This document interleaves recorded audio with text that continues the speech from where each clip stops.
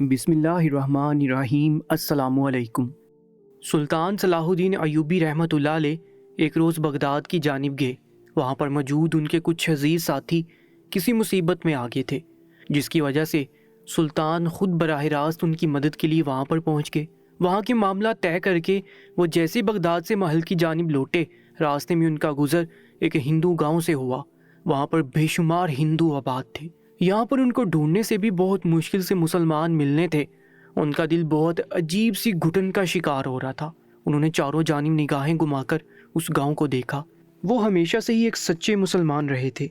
उनका एक ही ईमान था, अल्लाह पर यकीन रखना और मुहम्मद मुस्तफ़ा सल्लल्लाहु अलैहि वसल्लम को आखिरी रसूल और नबी मानना।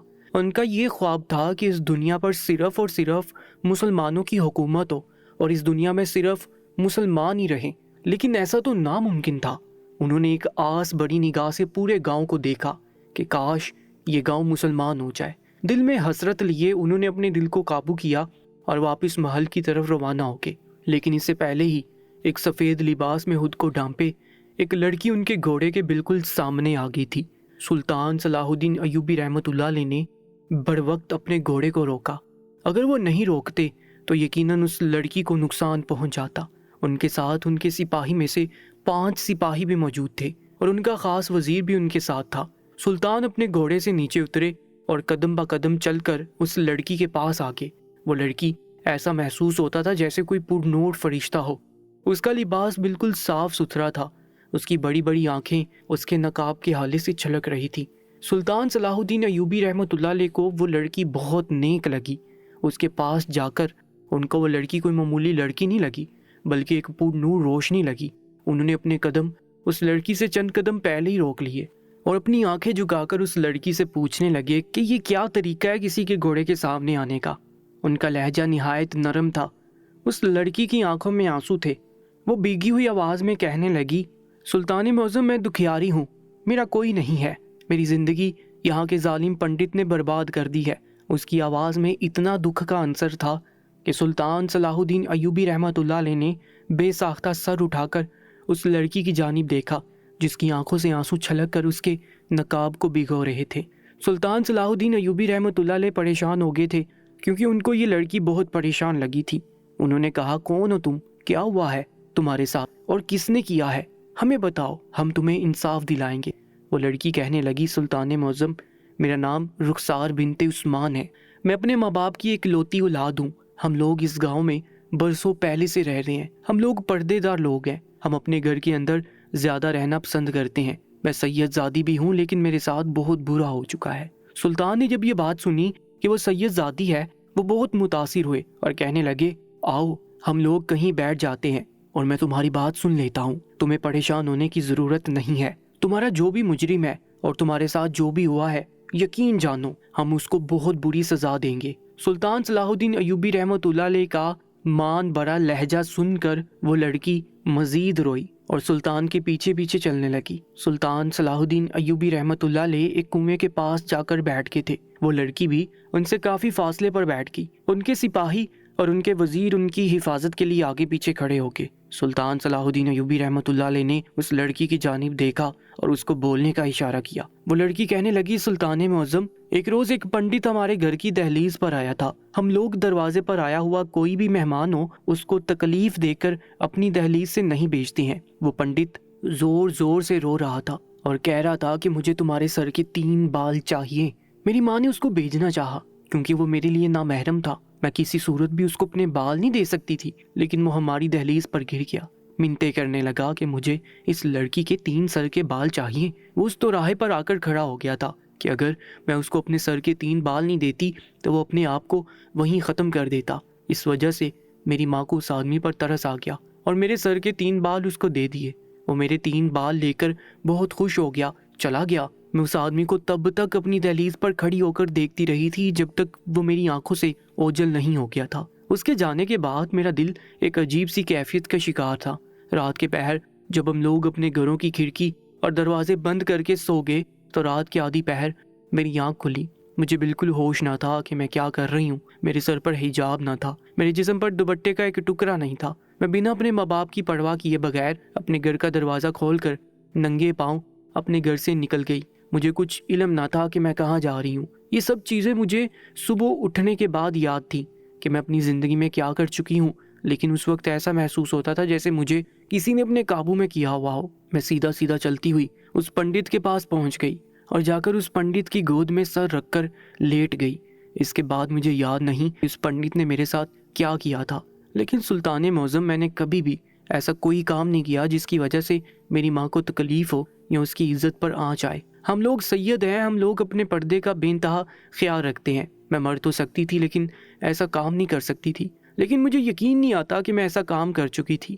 صبح کے پہر جب میری آنکھ کھلی تو میں ہمارے گاؤں کی ندی کے کنارے پڑی ہوئی تھی۔ وہ تو اللہ کا لاکھ لاکھ شکر تھا کہ اس وقت گاؤں کا کوئی بھی افراد اپنے گھر سے باہر نہیں نکلا تھا، نہیں تو مجھے بہت سے لوگ بے پردہ دیکھ لیتے۔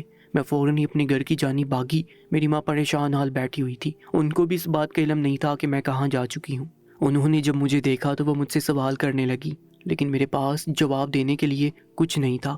ایسا محسوس ہوتا تھا جیسے میں اپنا سب کچھ ہار گئی ہوں۔ میں اتنے سالوں سے جو اللہ کی خاطر پردہ کر رہی تھی، خود کو چھپا کر اپنے محرم کے لیے رکھ رہی تھی، اس ایک رات میں ہی میرا سب کچھ لٹ گیا۔ میں برباد ہو گئی۔ میں بالکل چپ ہو گئی تھی، میرے پاس بولنے کے لیے کچھ نہ تھا۔ میری ماں مجھ سے بار بار سوال کر رہی تھی لیکن میں ان کو کچھ نہیں بتا پا رہی تھی۔ وہ دن میرے لیے کسی اذیت سے کم نہیں تھا۔ اگلے روز ایک بار پھر وہ آدمی ہماری دہلیز پر کھڑا ہو کر میرے 3 بال مانگ رہا تھا۔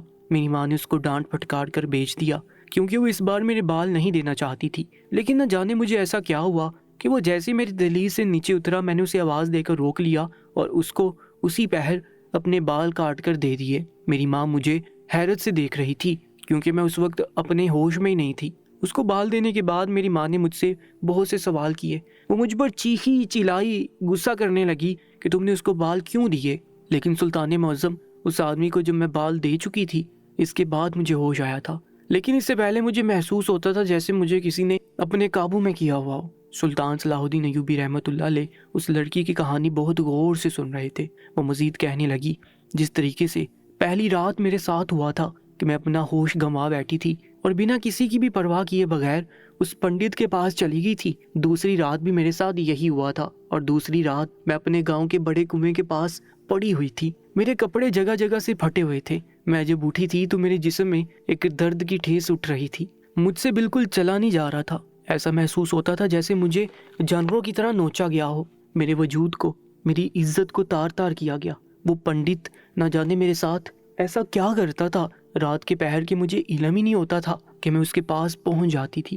لڑکی کی آنکھوں سے آنسو متواتر بہہ رہے تھے، جبکہ سلطان خود اس کی کہانی کو سن کر آپ دیدہ ہو گئے تھے۔ انہوں نے اس لڑکی کی جانب دیکھا اور کہنے لگے، کیا وہ اب بھی پنڈت تمہارے پاس آتا ہے؟ وہ کہنے لگے، جی سلطان معظم، وہ ہر بار ہماری دہلیز پر میرے بال لینے کے لیے آتا ہے اور میں بنا کسی کی بھی پرواہ کیے بغیر اس کو 2-3 بال دے دیتی ہوں، اور جب میں اسے بال دے دیتی ہوں اس کے بعد ہی مجھے ہوش آتا ہے کہ میں کیا کر چکی ہوں۔ انہوں نے ساری رودات اس لڑکی کی سنی اور کافی دیر تک وہ خود پریشان ہو گئے کہ ایسا وہ انسان کیا کرتا ہے جس کی وجہ سے اس لڑکی کو ہوش ہی نہیں رہتا۔ وہ مزید کہنے لگے، تمہاری ماں کہاں پر ہے؟ وہ کہنے لگی، میری ماں میرے گھر پر موجود ہے، وہ خود بھی بہت زیادہ پریشان ہے۔ میرا ابا بھی ہم لوگوں سے اب بات نہیں کرتا اور ان کے لیے ان کی عزت سب سے بڑھ کر تھی، اور میں اپنی اس غلطی کی وجہ سے اپنی عزت گنوا چکی ہوں۔ ہمارے خاندان میں ابھی تک اس بارے میں کسی کو کچھ معلوم نہیں، لیکن جس طریقے کی میری حالت صبح سویرے اٹھنے کے بعد ہوتی ہے، اگر مجھے صبح کے وقت کسی نے دیکھ لیا تو میرے خاندان بھر میں بہت بدنامی ہوگی۔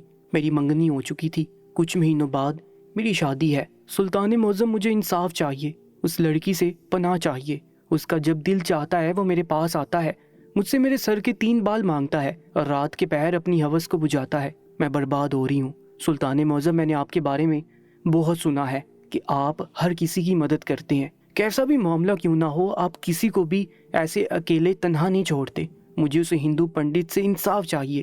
کافی دیر تک سلطان خاموشی کے ساتھ اس لڑکی کی گفتگو کو سنتے رہے۔ وزیر ان کے پاس ہی کھڑا سب کچھ سن رہا تھا، لیکن ابھی وہ کچھ بول کر سلطان کی نگاہوں میں برا نہیں بننا چاہتا تھا۔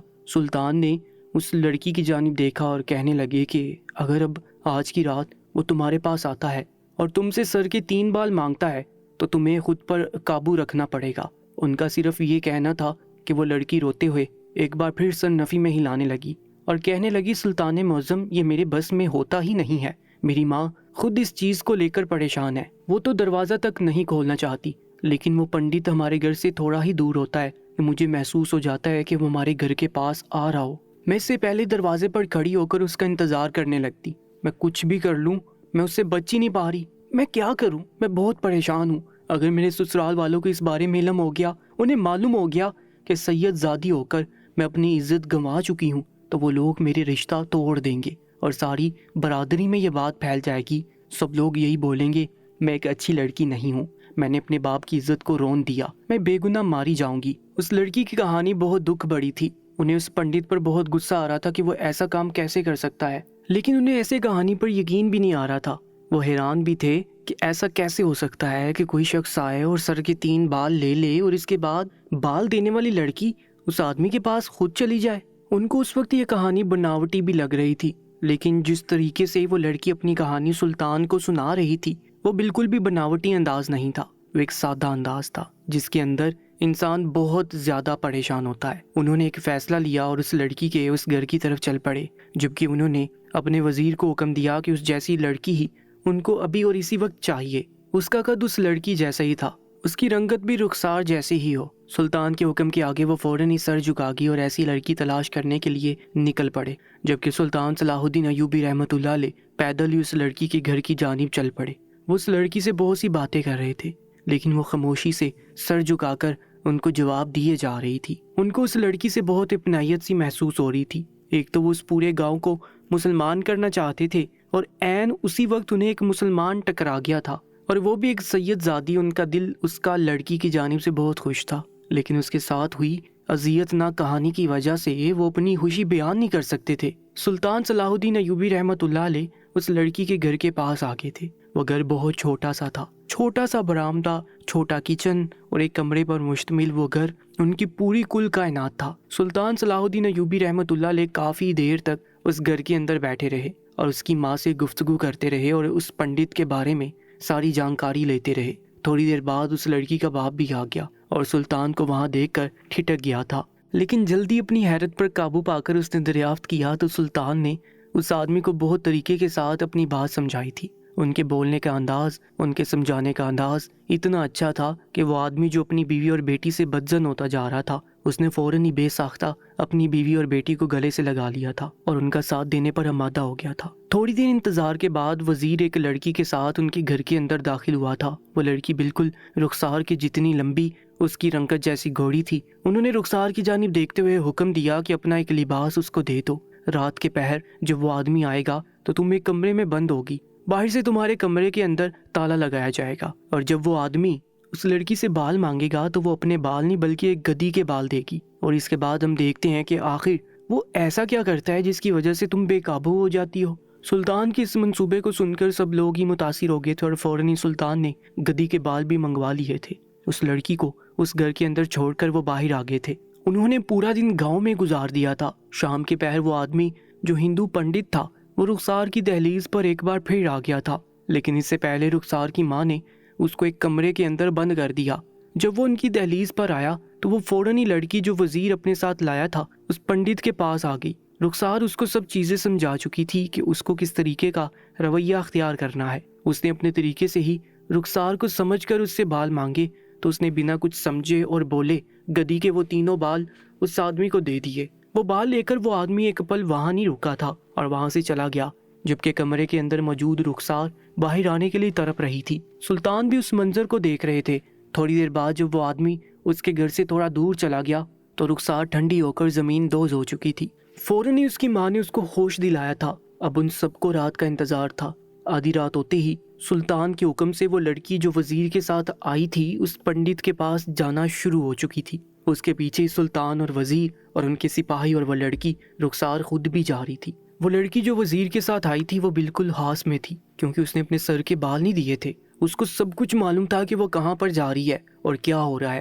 وہ لڑکی جب اس جگہ پر پہنچ گئی جہاں پر اس پنڈت کا حجرہ تھا، سب لوگ ہی سامنے ہوتے اس منظر کو دیکھ کر حیران رہ گئے۔ رخسار کی تو باقاعدہ چیخ نکلتے رہ گئی تھی، جبکہ سلطان صلاح الدین ایوبی رحمۃ اللہ علیہ بھی ماتھے پر بل ڈالے سامنے کے منظر کو دیکھ رہے تھے۔ وہ پنڈت بیچ میں بیٹھا ہوا تھا اور اس کے ارد گرد بہت سے دیے رکھے ہوئے تھے۔